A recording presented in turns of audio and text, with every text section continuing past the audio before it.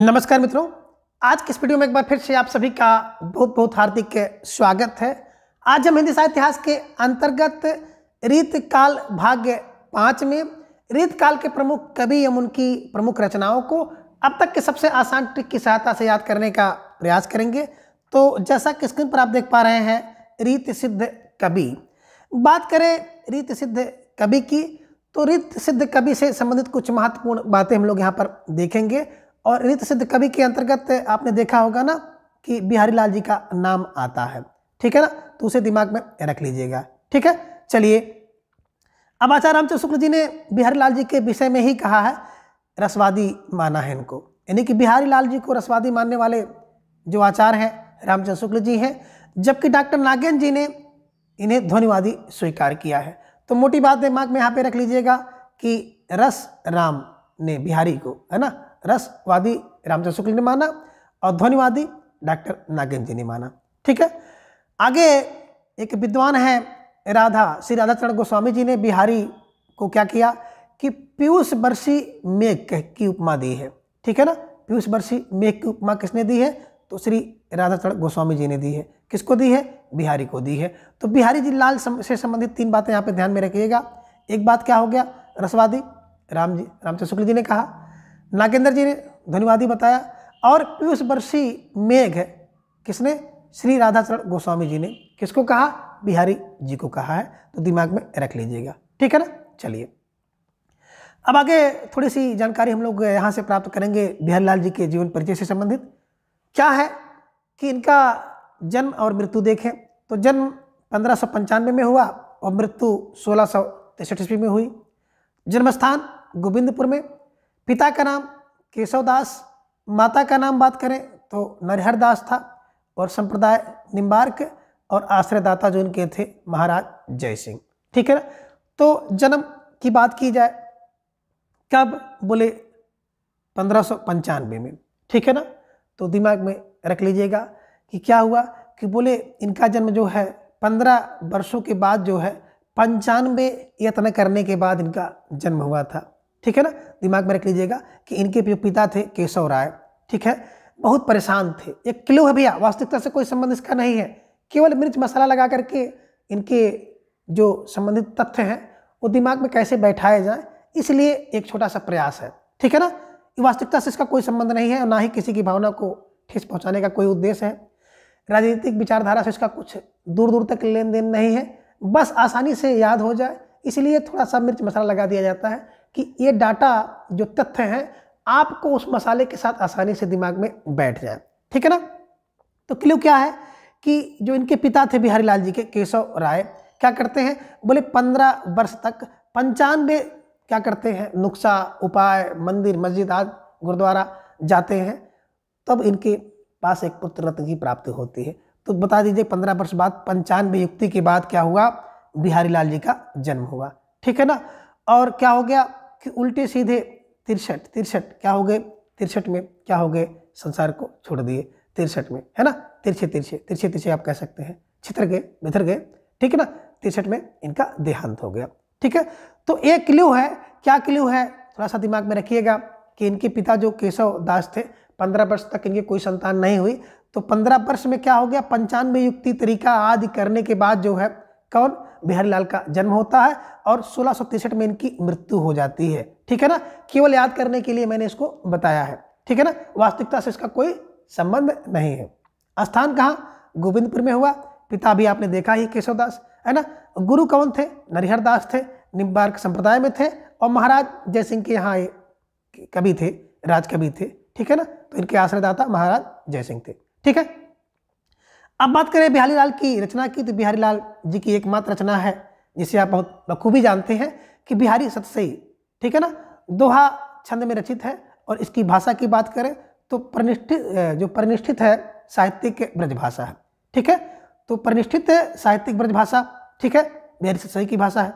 ठीक है, बिहारी सतसई की बात करें तो सतसई की प्रशंसा किसी कवि ने इस प्रकार से किया है। क्या किया है कि सतसैया के दोहरे जो नावक के तीर देखकर में छोटे लगे, घाव करे गंभीर, और या आप कह सकते हैं बेधे सकल शरीर। तो दिमाग में रख लीजिएगा। बात करें सतसई की तो अभी आप अब देखेंगे सत्सई के दोहे के बारे में कितने दोहे हैं, ठीक है ना। आगे डॉक्टर जॉर्ज गियर्सन के अनुसार यूरोप में बिहारी सत्सई के समकक्ष कोई रचना नहीं है। बहुत बड़ी बात इन्होंने कह दी है कि यूरोप में कोई भी, है ना, यूरोप में बिहारी सत्सई के समकक्ष कोई रचना नहीं है। कहा? पूरे यूरोप को इन्होंने बता दिया कि यूरोप में कोई साहित्य ऐसा नहीं है जो बिहारी सत्सई के समकक्ष हो, ठीक है ना, इसके बराबर हो, ठीक है। चलिए अब बिहारी सत्सई की बात करें तो बिहारी सत्सई पर जो है 50 से अधिक टीका प्राप्त है, ठीक है ना। और बिहारी लाल के पुत्र जिनका नाम था कृष्णलाल कवि ने बिहारी सत्सई की टीका सबसे पहले किया था, और टीका किया था तो इन्होंने सवैया छंद में किया था जो कि ब्रज भाषा में लिखित है। और यहाँ से प्रश्न बना है कि बिहारी की जो टीका है बात करें तो किसने की है? बिहारी सत्सई की टीका सवैया छंद में तो कृष्ण लाल ने की है। तो कृष्णलाल कौन है? तो आप दिमाग में रख लीजिएगा, बिहारी लाल के पुत्र थे कृष्णलाल। उन्होंने बिहारी सत्सई की टीका की सवैया छंद में की और सबसे पहले किया था, ठीक है, तो दिमाग में रखिएगा। चलिए अब देखिए बिहारी सत्सई पर जो टीकाकार हैं कौन कौन हैं उसे हम लोग देखेंगे। अब कृष्णलाल कवि की बात करें, कृष्णलाल की टीका और प्रत्येक दोहा का इन्होंने सवैया में विवेचन किया है, तो इसे कुछ आपको मिर्च मसाला लगाने की जरूरत नहीं है। कृष्णलाल की टीका प्रत्येक दोहा सवैया में लिखा है, ठीक है। सूरत मिश्र की बात करें तो इन्होंने जो टीका किया अमर चंद्रिका नाम से किया, ठीक है ना, और टीका का परिणाम दोहे में हुआ है, तो दिमाग में रखिएगा। सूरत क्या हो जाती है भैया? सूरत मिश्र, सूरत अमर हो जाती है, सूरत देखकर अमर हो गया, ठीक है ना, सूरत अमर चंद्रिका, ठीक है, दिमाग में रख लीजिएगा। आगे है लल्लू लाल की बात करें तो लाल चंद्रिका, तो देखिए लाल है तो लाल चंद्रिका, लल्लू लाल चंद्रिका, ठीक है, दिमाग में रख लीजिएगा। आगे हैं बिहारी सत्सई की अगली टीका प्रभुदयाल पांडे ने लिखी, तो प्रभुदयाल पांडे ने लिखी तो प्रभुदयाल पांडे की टीका, तो दिमाग में रखिएगा, है ना, प्रभुदयाल पांडे की टीका, और आधुनिक खड़ी बोली में इन्होंने लिखा है, तो ये भी दिमाग में रख लीजिएगा। आगे हैं अंबिका दास व्यास, बिहारी बिहार नाम से इन्होंने टीका लिखा, तो अंबिका दत्त क्या है? बाहर कर लीजिएगा, बाहर माने बिहारी बिहार, ठीक है ना, बाहर अंबिका दत्त क्या किया? बाहर, ठीक है ना। ये आप कह सकते हैं कि बाहर बिहार किए, बिहारी बिहार किए, कौन? अंबिका दत्त व्यास, ठीक है ना। आगे है पदम सिंह की टीका, तो पदम सिंह शर्मा की जो टीका थी संजीवनी भास, दिमाग में रखिएगा, संजीवनी भास, ठीक है ना। तो पदम क्या होता है वैसे भी आप कहते हैं पदम, संजीवनी भास, ठीक है ना, और इस पर साहित्य अकादमी पुरस्कार भी मिला हुआ है, ठीक है ना। ये तुलनात्मक पद्धति में अर्थ निरूपण किया गया है, इसे भी दिमाग में रख लीजिएगा। और अगले जो टीकाकार हैं आनंदीलाल शर्मा, तो आनंदीलाल शर्मा ने फिरंगी सत्सई नाम से टीका किया है और फारसी भाषा में लिखा है, तो इसे दिमाग में रखिएगा। और अगले जो टीकाकार हैं जगन्नाथ दास रत्नाकर, तो बिहारी रत्नाकर नाम से इन्होंने टीका लिखी और हिंदी खड़ी बोली में सर्वश्रेष्ठ टीका मानी जाती है। तो आपने क्या देखा कि जितने भी टीकाकार हैं लगभग सभी अपने नाम से किए हैं।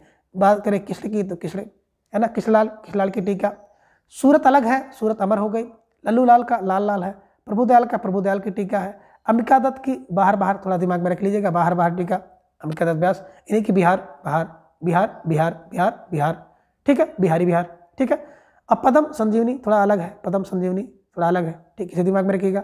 आनंदी फिरंगी, आनंदी देखिए थोड़ा सा अलग है, फिरंगी, आनंदी फिरंगी, और जगन्नाथ बिहारी रत्नाकर लगाए हैं, ठीक है, थोड़ा दिमाग में रख लीजिएगा, आसानी से याद हो जाएगा और यहाँ से प्रश्न बनता है, ठीक है। चलिए आगे बात करें बिहारी सत्सई का जो अन्य भाषा में भी अनुवाद किया गया है, जिनमें पंडित रामानंद ने श्रृंगार सप्तशती नाम से संस्कृत भाषा में अनुवाद किया, मुंशी देवी प्रसाद प्रीतम ने गुलदस्त बिहारी उर्दू में इसका जो अनुवाद किया है। तो दिमाग में रखिएगा कि कोई पंडित होगा भाई ना और परमानंद लेगा, परमानंद वाला होगा, तो श्रृंगार सप्तशती नाम से संस्कृत में लिखा, पंडित है तो संस्कृत में लिखेगा और श्रृंगार करेगा। मुंशी देवी है, प्रीतम क्या करेगा? गुलदस्ता देता है, तो गुलदस्त बिहारी, ठीक है ना, उर्दू में, दिमाग में रख लीजिएगा, ठीक है। बस ऐसे क्लू बना लीजिएगा, आसानी से याद हो जाएगा। अब बिहारीलाल के समझ दोहों की बात की जाए तो 719 बताया जाता है, किंतु जगन्नाथ दास रत्नाकर ने इनके दोहों की संख्या 713 बताई है, ठीक है ना, तो इसे भी दिमाग में रख लीजिएगा, ठीक है। चलिए, अब बिहारी सतसई पर सर्वाधिक प्रभाव किसका है? तो देखिए, एक अमरुक द्वारा लिखी गई अमरुक शतक का है, दूसरा जो कि संस्कृत भाषा में है, दूसरा हाल का है ना, हाल की जो गाथा सप्तशती है, और तीसरा गोवर्धनाचार्य का आर्या सप्तशती का है। तो ठीक है ना। अब देखिए बिहारी सतसई पे किसके हैं, तो दिमाग में रख लीजिएगा, है ना, क्या? अमर गाथा आर्य, ठीक है ना। आप कह लीजिएगा कि आर्य की अमर गाथा का प्रभाव बिहारी सतसई पर पड़ा। तो आर्य की अमर गाथा, आर्य से हो जाएगा आर्या सप्तशती, अमर से हो जाएगा अमर सिंह का अमर कोश, और गाथा से हो जाएगा गाथा सप्तशती। तो आर्य की अमर गाथा का प्रभाव किस पर? बिहारी सतसई पर पड़ा है, ठीक है ना। तो आर्य का मतलब आर्या सप्तशती, अमर से हो जाएगा अमर कोश, और गाथा सप्तशती से हो जाएगा गाथा सप्तशती। यानी कि इन 3 रचनाओं का प्रभाव जो है बिहारी की सतसई पर पड़ा है, ठीक है। आगे देखिए, संस्कृत के आचार्य बलदेव उपाध्याय ने लिखा है कि हाल गाथा के गोवर्धन तथा आर्य के तथा बिहारी के दोहा के बादशाह हैं। तो यहाँ पर दिमाग में रख लीजिएगा कि बलदेव ने क्या कहा कि हाल गाथा के और गोवर्धन आर्या के तथा बिहारी दोहा के बादशाह हैं, ठीक है ना। तो हाल की, जैसे किसी से पूछते भैया का हाल है, तो अपना गाथा सुनाता है, ठीक है ना। तो हाल गाथा के बादशाह है, गोवर्धन आर्या के बादशाह है, और बिहारी की बात करें तो बिहारी दोहा के बादशाह हैं। किसने कहा है? ये कहने वाले आचार्य बलदेव उपाध्याय हैं, ठीक है, दिमाग में रख लीजिएगा। आगे आचार्य बात करें रामचंद्र शुक्ल ने बिहारी के संदर्भ में कुछ बातें कही हैं जो कि निम्न है। पहली बात कह रहे हैं कि श्रृंगार रस के ग्रंथ में जितनी ख्याति और जितना मान बिहारी सतसई का हुआ है, उतना और किसी का नहीं हुआ है, और इसका एक एक दोहा हिंदी साहित्य में एक एक रत्न माना जाता है, ठीक है ना। किसने कहा? एक एक दोहा, एक एक रत्न, जितना मान इनको मिला उतना किसी को नहीं मिला। आचार्य रामचंद्र शुक्ल जी ने कहा। किसके लिए कहा? बिहारी लाल के लिए कहा, ठीक है। आगे कह रहे हैं कि यदि प्रबंध काव्य एक विस्तृत वनस्थली है तो मुक्तक एक चुना हुआ गुलदस्ता है, ठीक है ना, कि प्रबंध अगर विस्तृत वनस्थली है तो मुक्तक चुना हुआ गुलदस्ता है। जिस कवि में कल्पना की समाहार शक्ति के साथ भाषा की समाहार शक्ति जितनी अधिक होती है, उतनी ही वह मुक्तक की रचना में सफल होगा। यह क्षमता बिहारी में पूर्ण रूप से वर्तमान थी। किसने कहा है यह क्षमता बिहारी में थी? तो रामचंद्र शुक्ल जी ने कहा है, बिहारी लाल जी की भी कहा है, ठीक है। आगे बात कर रहे हैं कि बिहारी की रस व्यंजना का पूर्ण वैभव उनके अनुभवों के विधान में दिखाई पड़ता है, ठीक है ना। किसने कहा? रामचंद्र शुक्ल जी ने कहा कि रस व्यंजना की पूर्ण वैभव, है ना, पूर्ण वैभव उनके अनुभव के विधान में दिखाई पड़ता है, ठीक है। आगे बता रहे हैं कि बिहारी की कृति का मूल्य जो बहुत अधिक आंका गया है, उसे अधिकतर रचना की बारीकी या काव्यांगों के सूक्ष्म विन्यास की निपुणता की ओर ही मुख्यतः दृष्टि रखने वाले पाराखियों के पक्ष से समझना चाहिए, उनके पक्षों से समझना चाहिए जो किसी हाथी दांत के टुकड़े पर महीन बेलबूटे देख घंटों वाह वाह किया करते हैं, पर जो हृदय के अंतस्थल पर मार्मिक प्रभाव चाहते हैं, किसी भाव की स्वच्छ निर्मल धारा में कुछ देर अपना मन मग्न रखना चाहते हैं, उनका संतोष बिहारी से नहीं हो सकता है। तो दिमाग में रख लीजिएगा कि संतोष बिहारी से नहीं होगा। रामचंद्र शुक्ल जी ने कहा है। किसके लिए कहा है? बिहारी लाल जी के लिए कहा है। ये बात भी दिमाग में रखे रहिएगा, ठीक है। आगे कह रहे हैं भाव का उत्कृष्ट और उदात्त स्वरूप बिहारी में नहीं मिलता है, ठीक है ना। भाव का उत्कृष्ट और उदात्त स्वरूप बिहारी में नहीं मिलता है, और कविता उनकी श्रृंगारी है पर प्रेम की उच्च भूमि पर नहीं पहुंचती, नीचे ही रह जाती है। तो दिमाग में रखिएगा कि जो उनका प्रेम है ना, श्रृंगारी है और प्रेम की उच्च भूमि पर नहीं पहुंचती बल्कि नीचे रह जाती है। जो आचार्य शुक्ल जी ने कहा है, बिहारी लाल जी के लिए कहा है, ठीक है।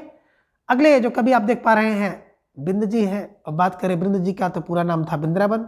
इनका जन्म मेडवे में हुआ था। इनके पिता का नाम था श्री रूप और वृंदावन, दिमाग में रखिएगा। वृंद के आश्रयदाता जो औरंगजेब है ना, किशनगढ़ के महाराज राज जय सिंह थे। तो औरंगजेब थे और दूसरे किशनगढ़ के महाराज, इनका नाम था राज जय सिंह। 2 लोग इनके आश्रयदाता थे, यानी कि आप कह सकते हैं कि 2 लोगों के आश्रय में इन्होंने कविताएं की हैं, ठीक है ना। अब वृंद जी की बात करें तो 12 मासा, भाव पंचाशिका, नैन पचीसी, पौन पचीसी, श्रृंगार शिक्षा और यमक सतसई किसने लिखा? वृंद ने लिखा।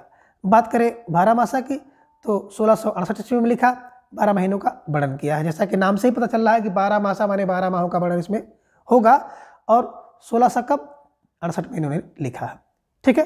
दूसरा है भाव पंचाशिका 1686 में, श्रृंगार के विभिन्न भावों का वर्णन इसमें किया गया है।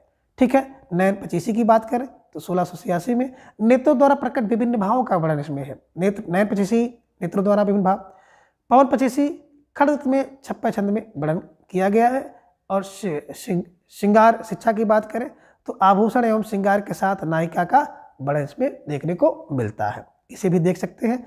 और यमक सतसई की बात करें तो 1706 में 715 छंदों में यमक सतसई का वर्णन भी किया गया है। तो दिमाग में रख लीजिएगा कि वृंद क्या करते हैं, 12 मास क्या करते हैं, भाव से क्या करते हैं, नैन पचीसी और पौन पचीसी लिखते हैं, और श्रृंगार में श्रृंगार की शिक्षा यमक सतसई की शिक्षा देते हैं। बस दिमाग में रखिएगा कि वृंद क्या करते हैं, 12 माह क्या करते हैं, भाव से क्या करते हैं, नैन और पौन पचीसी लिखते हैं, और श्रृंगार की शिक्षा और यमक सतसई की शिक्षा देते हैं। कौन?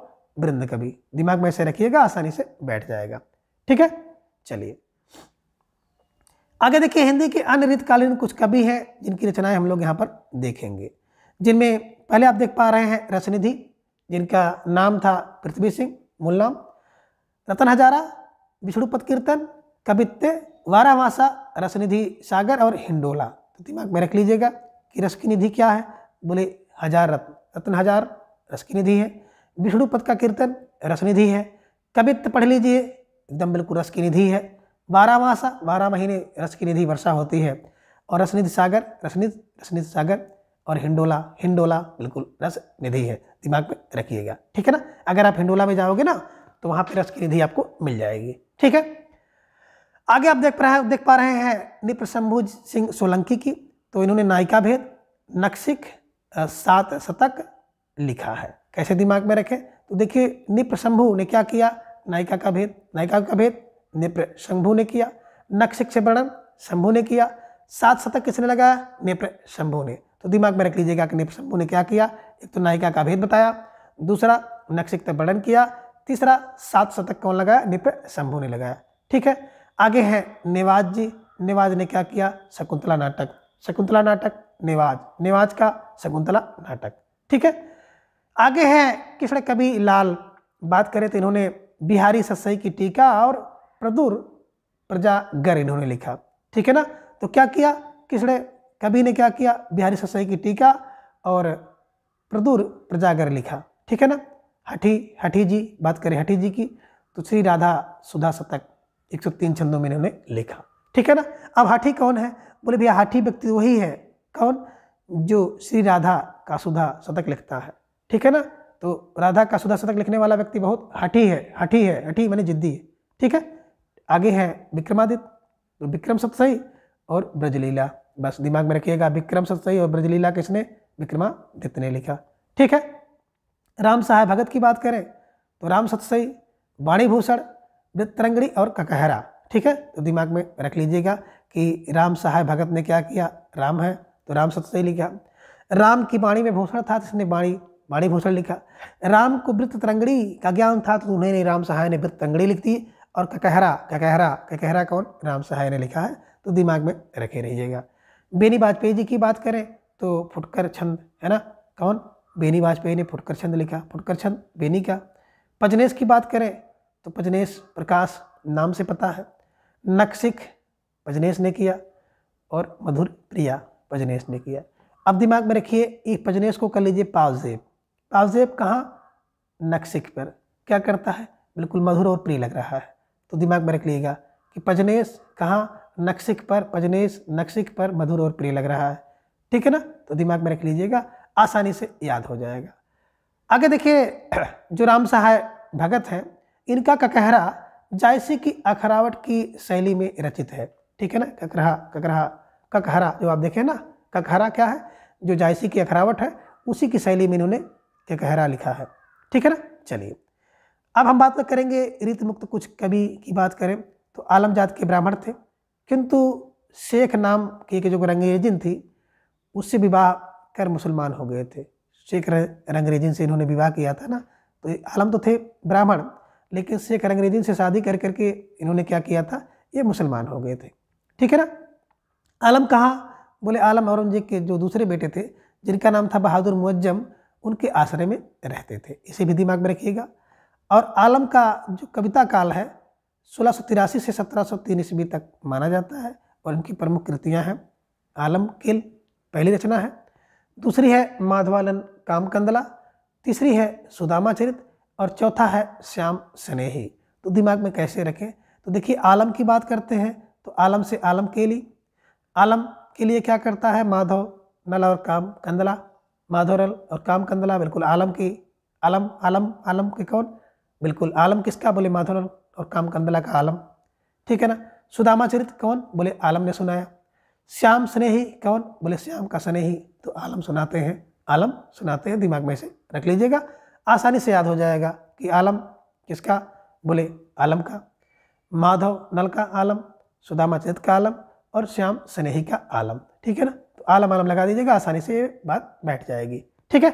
चलिए, अब आलम के विषय में शुक्ल जी ने कुछ लिखा है, जिनमें पहला लिखा है कि ये प्रेमोन्मत्त कवि थे और अपनी तरंग के अनुसार रचना करते थे।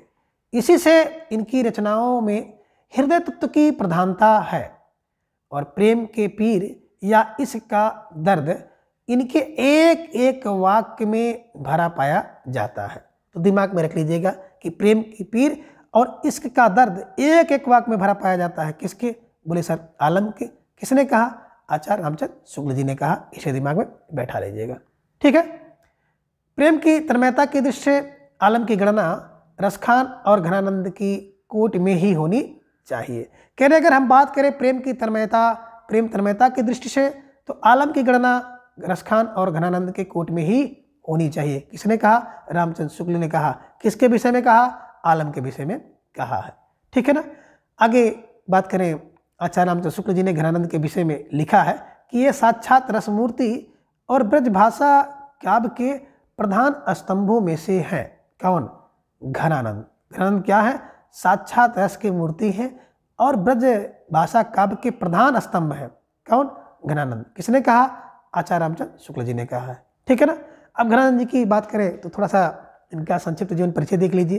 क्या है, जन्म 1689 ईस्वी में हुआ, मृत्यु 1739 ईस्वी में हुई, जन्म स्थान बुलंदशहर, मृत्यु स्थान वृंदावन में, संप्रदाय निम्बार्क, प्रेसी जिसका नाम था गणिका सुजान, और आश्रयदाता इनके थे मोहम्मद शाह रंगीले। ठीक है ना। तो दिमाग में रख लीजिएगा, कब, बोले 89, है ना।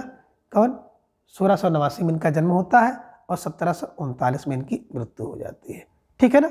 तो 89 घनानंद 89 में, घनानंद 89 में जन्मे और 39 में इनकी मृत्यु हो गई। दिमाग में रख लीजिएगा। और घनानंद क्या होता है, आनंद बुलंद होता है, बुलंदशहर में हुआ, मृत्यु वृंदावन में वन में हो गई। निम्बार्क, गणिका इनकी प्रेसी थी, गणिका प्रेसी थी, मोहम्मद शाह रंगीले के दरबार में रहते थे। ठीक है ना। अब घनानंद के संदर्भ में ब्रजनाथ ने 2 सवैया लिखा है जो निम्न है। क्या लिखा है उन्होंने कि नेही महाब्रज भाषा प्रवीणो सुंदरताहु को भेद को जाने, जो वियोगी की रीत में को विद भावन भेद स्वरूप को जाने। किसने कहा है, ये ब्रजनाथ ने कहा है। ठीक है ना। ये सवैया कही है। दूसरा क्या है कि चाहत रंग में भीजो हियो, है ना, चाह के रंग में भीजो हियो, बहुरे मिल प्रीतम शांत न माने, भाषा प्रवीण सुछंद सदा रहे, जो घनसू के कवित्व बखाने। ये भी बात कही है। आगे उन्होंने कहा है कि प्रेम सदा अति ऊंच लहे, सुख है यही भांति की बात छकी, सुन के सब मन लालच दौरे, पै बौरे लखै सब बुद्धि चकी, जग की कविताई के धोखे रहे, हाँ पर बीनन की मत जात जकी, समुझे कविता घन आनन के, ही आखिन नेह की पीर तकी। तो आपने देखा, किसने, बोले सर ये तो बातें ब्रजनाथ जी ने कही है। किसके विषय में कही है, घनानंद के विषय में कही है, तो दिमाग में थोड़ा सा रख लीजिएगा। ठीक है, आगे घनानंद जी की प्रमुख जो काव्य कृतियाँ हैं उसे हम लोग देखते हैं। पहली है सुजान सार, दूसरी कृति है स्खलता, तीसरी है विरह लीला और चौथी है वियोग बेली, पांचवी कोकसार, छठी है कृपाकंद, सातवीं है रसकील बल्ली और आठवीं है यमुना यस। अब इन सभी रचनाओं को कैसे दिमाग में रखें, तो देखिए घनी, हमने कहा घनी, घनी क्या होती है, बोले लता, इसकी लता बड़ी घनी होती है, और लता होगी तो उसमें बेली भी होगी, तो इसकी लता और वियोग की बेली घनी होती है। और क्या होगी, लता होगी तो उसमें कुछ बल्ली होंगी, रस की बल्ली, कील बल्ली, बल्ली भी घनी होंगी। अब बली होंगी तो उसका विरह होगा, तो विरह की लीला भी बहुत घना होता है। ठीक है ना। और क्या है, कोकसार बहुत घना होता है, अगर कोकसार को देखेंगे ना बहुत घना घना है। ठीक है ना। और सुजान का सार बहुत घना होता है, इतने आसानी से समझ में नहीं आएगा। और कृपाकंद घना होता है, यमुना में यश पा जाओ तो बहुत घनी बात है, घनी घनी बात है। ठीक है ना, तो दिमाग में रख लीजिएगा, सुजान सार घना होता है, स्खलता घनी होती है, विरह की लीला घनी होती है, वियोग की बेल घनी घनी होती है, कोक का सार घना होता है, कृपाकंद घना होता है, रसकेल बल्ली घनी होती है, और यमुना में यश पाओ तो बड़ी घनी बात है। ठीक है ना। घनी माने घनानंद की ये सभी रचनाएं हैं। ठीक है। अब आगे बता रहे हैं कि इनकी जो विरह लीला है ये ब्रज भाषा में है किंतु फारसी छंद में है। ठीक है। चलिए, अब घनानंद के विषय में आचार्य रामचंद्र शुक्ल जी ने कुछ पंक्तियां कही हैं जो कि बड़ी महत्वपूर्ण हैं, कभी कभी परीक्षा में आपके पूछ ली जाती है, इसलिए इसे भी देखना बहुत जरूरी है। तो पहली बात इन्होंने क्या कही है, पहली कही है कि इनकी सी विशुद्ध सरस और शक्तिशालिनी ब्रजभाषा लिखने में कोई और सामर्थ्य नहीं हुआ, विशुद्धता के साथ प्रौढ़ता और माधुर्य भी अपूर्व है। तो दिमाग में रख लीजिएगा कि इनकी सी विशुद्ध सरस शक्तिशाली ब्रजभाषा किसकी, घनानंद, है ना। तो यानी कि घनानंद की भाषा विशुद्ध सरस और शक्तिशाली भाषा किसकी है, तो घनानंद की है। विशुद्ध सरस शक्तिशाली ब्रजभाषा घनानंद की। ठीक है ना। किसने कहा, रामचंद्र शुक्ल ने कहा। ठीक है। प्रेम की पीर ही को लेकर इनकी वाणी का प्रादुर्भाव हुआ। प्रेम मार्ग का ऐसा प्रवीण और धीर पथिक तथा जवादानी का ऐसा दावा रखने वाला ब्रजभाषा का दूसरा कभी नहीं हुआ। तो दिमाग में रख लीजिएगा, प्रेम की पीर का लेकर के इनकी वाणी का प्रादुर्भाव हुआ, है ना। और कह रहे हैं कि प्रवीण और धीर पथिक जवादानी का ऐसा दावा रखने वाला ब्रजभाषा का दूसरा कभी नहीं हुआ। किसके लिए, घनानंद के लिए। किसने कहा, आचार्य रामचंद्र शुक्ल जी ने कहा है। ठीक है, दिमाग में रखिए, कई बार परीक्षा में पूछा गया है। ठीक है। आगे है तीसरा कि प्रेम की अनिवर्चनीयता का आभास घनानंद ने विरोधाभासों द्वारा दिया है। तो दिमाग में रख लीजिएगा कि जो प्रेम है, प्रेम की अनिर्वचनीयता आभास घनानंद ने विरोधाभासों के द्वारा दिया है। किसने कहा है, तो रामचंद्र शुक्ल जी ने कहा है। किसके लिए कहा है, घनानंद के लिए कहा। ठीक है ना। आगे दिमाग में रखिएगा क्या है, घनानंद जी क्या है, उन बिरले कवियों में हैं जो भाषा की व्यंजकता बढ़ाते हैं। अपनी भावनाओं के अनूठे रूप रंग की व्यंजना के लिए भाषा का ऐसा बेधड़क प्रयोग करने वाला हिंदी के पुराने कवियों में दूसरा नहीं हुआ। भाषा के लक्षण और व्यंजक बल की सीमा कहाँ तक है, इसकी पूरी परख इन्हीं को थी। तो दिमाग में रख लीजिएगा कि भाषा व्यंजक बल की सीमा कहाँ तक है, इसकी पूरी परख किसको, घनानंद को है। किसने कहा, रामचंद्र शुक्ल जी ने कहा है। ठीक है। आगे देखिए, एक बात और यहाँ पे दिखाई दे रही है कि लाक्षणिक बात कर रहे हैं कि इन्होंने क्या कहा कि लाक्षणिक मूर्तिमत्ता और प्रयोग वैचित्र की जो छटा इनमें दिखाई पड़ी है, कह रहे हैं खेद है कि वह फिर 250 वर्ष पीछे जाकर आधुनिक काल के उत्तरार्ध अर्थात वर्तमान काल की नूतन काव्यधारा में ही अभिव्यंजना के प्रभाव से कुछ विदेशी रंग लिए हुए प्रकट हुई। तो कह रहे हैं कि जो मूर्ति मत्ता और वैचित्रता है ना, इनमें दिखाई दे रही है, वो कह रहे हैं कि बड़ा दुर्भाग्य है कि वर्तमान काल के नूतन में, है ना, जाकर के मिला है। किसने कहा, रामचंद्र शुक्ल ने कहा। किसके लिए कहा है, तो आपने देखा घनानंद के लिए कहा है। ठीक है ना। आगे रामधारी सिंह दिनकर जी ने भी लिखा है कि रीतकाल की बौद्धिक विरहानुभूति, निष्प्राणता और कुंठा के वातावरण में घनानंद की पीड़ा की जो टीस सहसा हृदय की चीर देती है और सहज ही मान लेता है कि दूसरों के लिए किराए पर आंसू बहाने वाले के बीच यह एक ऐसा कवि है जो सचमुच अपनी पीड़ा में ही रो रहा है। तो दिमाग में रखिएगा, रामधारी सिंह दिनकर ने कहा है दूसरों के लिए किराए पर आंसू बहाने वाली बात कौन कह सकता है, किसके, घनानंद के लिए, ठीक है ना, वो रामधारी सिंह दिनकर ने कही है। दिनकर ने कही है कि दूसरों के लिए किराए पर आंसू बहाने वालों के बीच ऐसा कवि है जो सचमुच अपनी पीड़ा में ही रो रहा है, ठीक है, रामधारी सिंह दिनकर जी ने कहा है, दिमाग में रख लीजिएगा, ठीक है। आगे आप देखेंगे बोधा जी के बारे में कुछ बातें हैं कि बोधा जी का वास्तविक नाम बुद्धसेन था। पन्ना नरेश खेत सिंह ने बुद्धसेन का उपनाम बोधा रखा था, ठीक है ना। तो बुद्धसेन नाम इनका, बोधा किसने रखा, तो पन्ना नरेश जिनका नाम था खेत सिंह, ठीक है ना।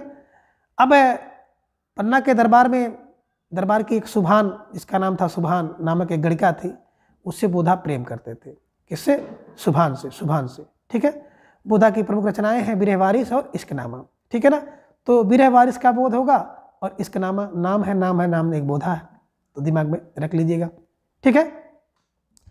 और आचार्य रामचंद्र शुक्ल ने 3 ठाकुर की चर्चा की है। एक तो असली वाले प्राचीन ठाकुर, दूसरे हैं असनी वाले ठाकुर और तीसरे हैं ठाकुर बुंदेलखंडी, ठीक है ना। तो दिमाग में रखिएगा कि रामचंद्र शुक्ल जी ने 3, एक असली, असनी और ठाकुर बुंदेलखंडी, ठीक है, दिमाग में रखिएगा।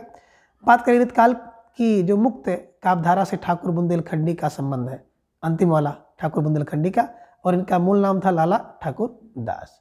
चलिए अब यहाँ पे देखिए जो ठाकुर के आश्रयदाता कौन है, जैतपुर के नरेश जिनका नाम है राजा केसरी सिंह और उनके पुत्र राजा परीक्षित थे, ठीक है ना। ठाकुर की प्रमुख रचनाएं हैं ठाकुर शतक और सातुक शतक। तो ठसक और शतक किसकी, बोले ठाकुर की, शतक शतक और ठाकुर लगा हुआ है तो आप आसानी से इसको निकाल लेंगे, ठाकुर लगा रहेगा, आराम से आप इसको जान सकते हैं, ठीक है।